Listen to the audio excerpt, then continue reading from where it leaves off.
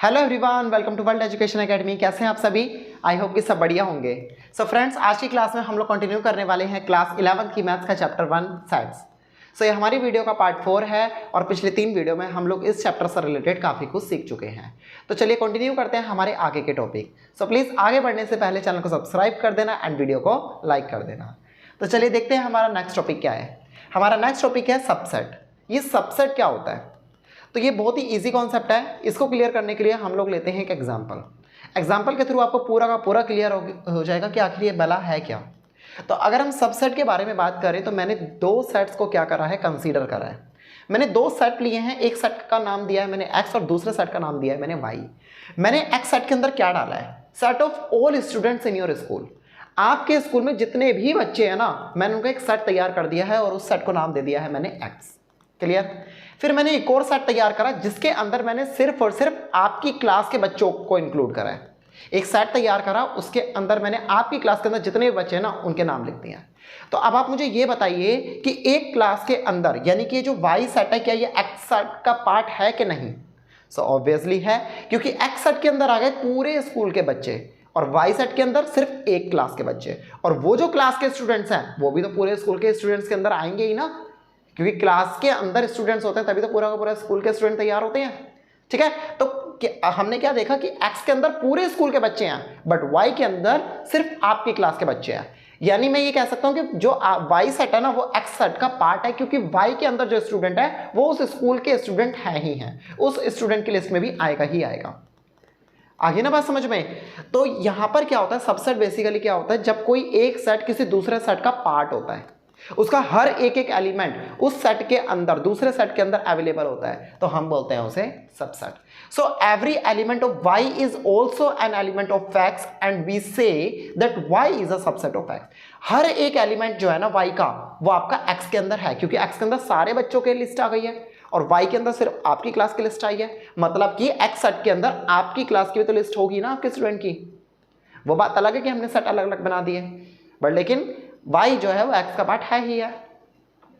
ठीक है ना? तो यहां पर क्या बता रखा है कि every element of y is also an element of x and we say that y is a subset of x। तो यहां पर y जो है ना, वो आपका x का सबसेट कहलाएगा, क्योंकि हम मैथ्स में ऐसे बोलेंगे कि y x का पार्ट है, कितना अजीब लगेगा।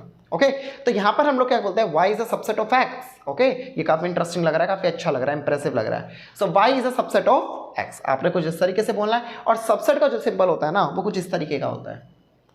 ये देखिए, जैसे सी लाइक स्ट्रक्चर बनाया है ना, कुछ ऐसे। सो y जो है वो आपका सबसेट है किसका? x का। तो इसको इस तरीके से हम लोग रिप्रेजेंट करते हैं। बिल्कुल सिंपल सा कॉन्सेप्ट है, बहुत ही इजी चैप्टर है ये, और इसका हर एक टॉपिक इजी ही है। ओके, चलिए आगे बढ़ते हैं। अब एक एग्जांपल ले लेते हैं हम लोग। एग्जांपल में हमने क्या लिया है कि आपको ना एक सेट ए गिवन है। अब आपको और ज़्यादा अच्छे से क्लियर हो जाएगी ये चीज़। आपको ना एक सेट ए गिवन है, एक सेट बी गिवन है। अब आप ये बताओ, क्या ए बी का सबसेट है? क्या ए बी का पार्ट है? तो देखो, बी के अंदर कौन से, ए के अंदर कौन से एलिमेंट है? 2, 3 एंड 5। क्या ये सारे एलिमेंट आपके बी के अंदर आते हैं? भाई चलो देखते हैं। तो अगर हम यहां पर देखें तो ए के जितने भी एलिमेंट है ना, वो इसके अंदर है। देखो यहाँ पे 2 है, बी के अंदर भी 2 है, यहाँ पर 3 है, यहाँ पर भी 3 है, यहाँ पर 4 है, यहाँ पर भी 4 है। तो इस केस में मैं क्या कह सकता हूं कि भाई ए मेरे बी का सबसेट है। अब एक काम करते हैं, इसका रिवर्स करते हैं कि क्या बी ए का सबसेट है। चलो देखते हैं। भाई यहाँ पर 2 है, यहाँ पर 2 है, यहाँ पर भी 2 है, यहाँ पर 3 है, यहाँ पर भी 3 है, यहाँ पर 5 है, यहाँ पर भी 5 है, यहाँ पर 7 है, यहाँ पर 7 है। नहीं है। अगर नहीं है तो मतलब बी आपका ए का सबसेट नहीं है, तो आप इसको कट कर देंगे। जैसे बिलोंग्स टू में सिखाया था ना, सेम वैसे ही आपने करना है।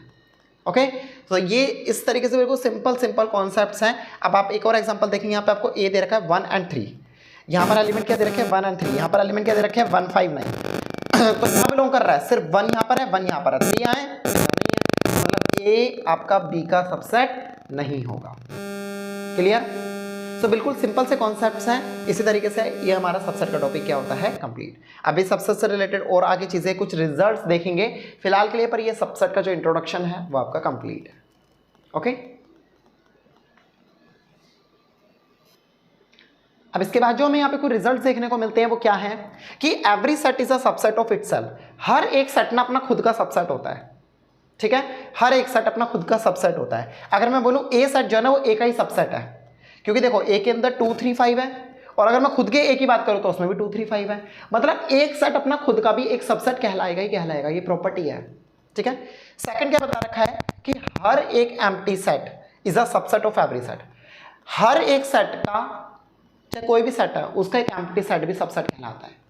मान लो कि मैंने कोई एक सेट ले लिया, ये मेरा क्या है, एक एम्प्टी सेट है। ये एम्प्टी सेट को मैं फाई से डिनोट कर सकता हूँ। सो ये फाई या ये एम्प्टी सेट, ये इस सेट का सबसेट कहलाएगा ही कहलाएगा।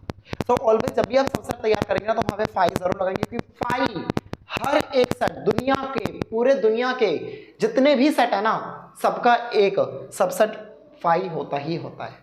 ओके, इस चीज का कॉन्सेप्ट आपने बहुत अच्छे से ध्यान रखना है। The total number of subset of a finite set containing an element is 2n।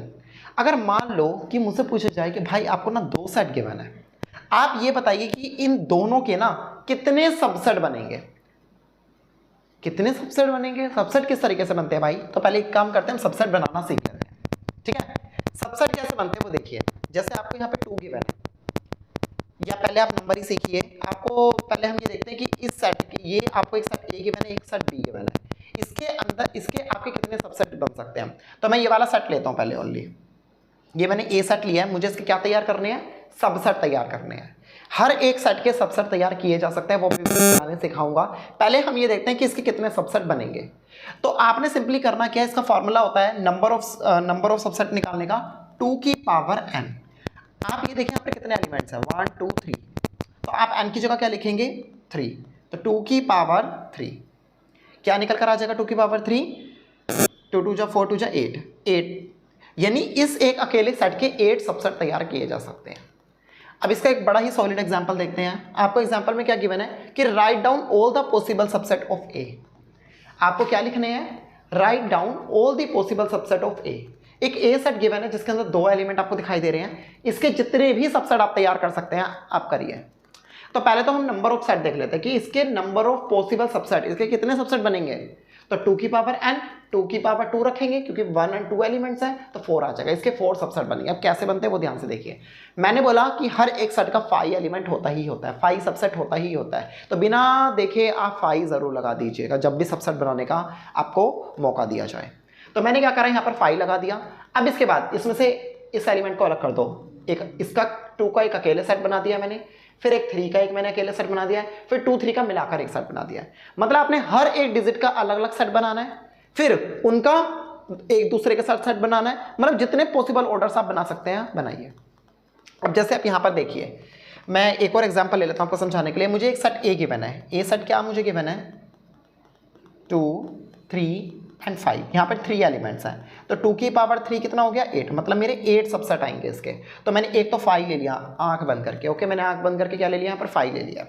अब मैं सबके पहले अकेले अकेले सेट बना लेता हूँ। एक 2 का अकेले बना लेता हूँ इस वाले एलिमेंट का, फिर मैंने एक 3 बना लिया है, फिर मैंने एक 5 बना लिया है।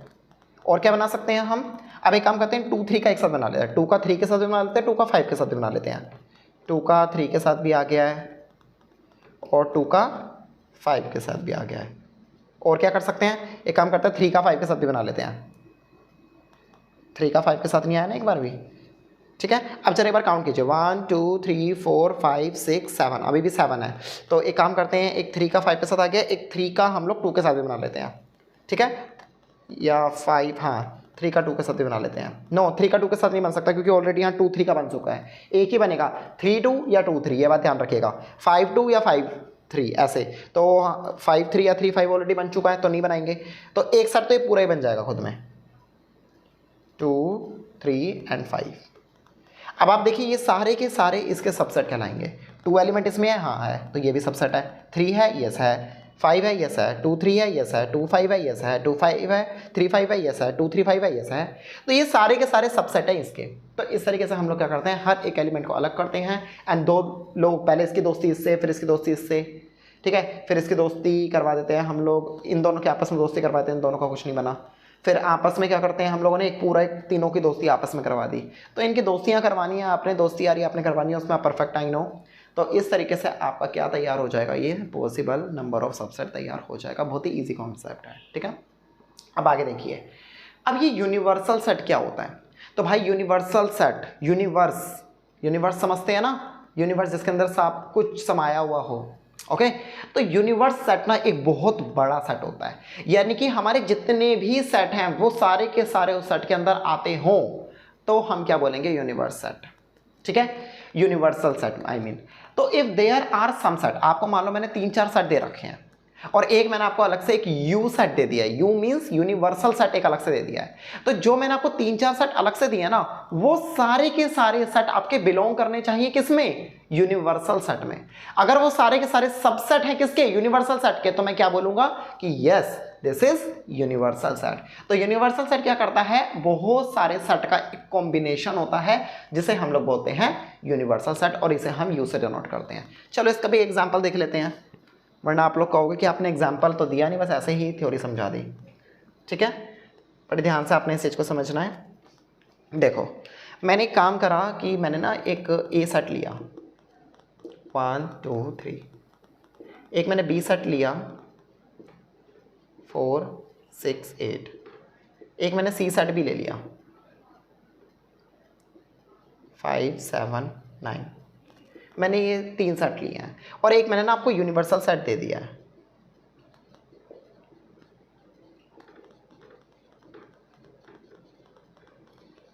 ये लीजिए, अब आप मुझे देखकर ये बताइए कि क्या ए इसका सबसेट है, बिल्कुल है, 1 भी आ रहा है, 2 भी आ रहा है, 3 भी आ रहा है, सबसेट है।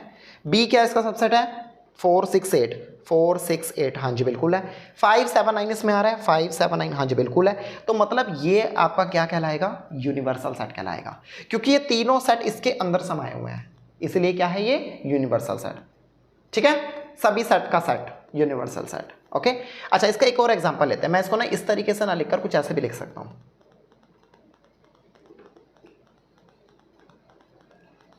Natural numbers, set of natural numbers. ये जो मुझे सेट दे रखा है नेचुरल नंबर का सेट है। अब आप बताइए क्या ए इसका पार्ट है, बिल्कुल है, क्योंकि 1 2 3 क्या है, that's nothing but natural numbers, और ये सेट क्या है आपका, नेचुरल नंबर, सो ऑब्वियसली ये आपका सबसेट है। 4 6 8 क्या है, नेचुरल नंबर, ओके बिलोंग करता है। 5 7 9 क्या है, नेचुरल नंबर है। मतलब कि ये आपका क्या है, एक यूनिवर्सल सेट है और इस यूनिवर्सल सेट के अंदर ए बी सी सारे सेट समाये हुए हैं। आई होप कि आपको ये वाला कॉन्सेप्ट क्लियर हुआ होगा कि यूनिवर्सल सेट क्या होता है। अगर फिर भी किसी बच्चों को कोई डाउट लगता है ना तो मुझे कमेंट सेक्शन में ज़रूर बताइए, आपके लिए सेपरेट वीडियो बनाऊंगा।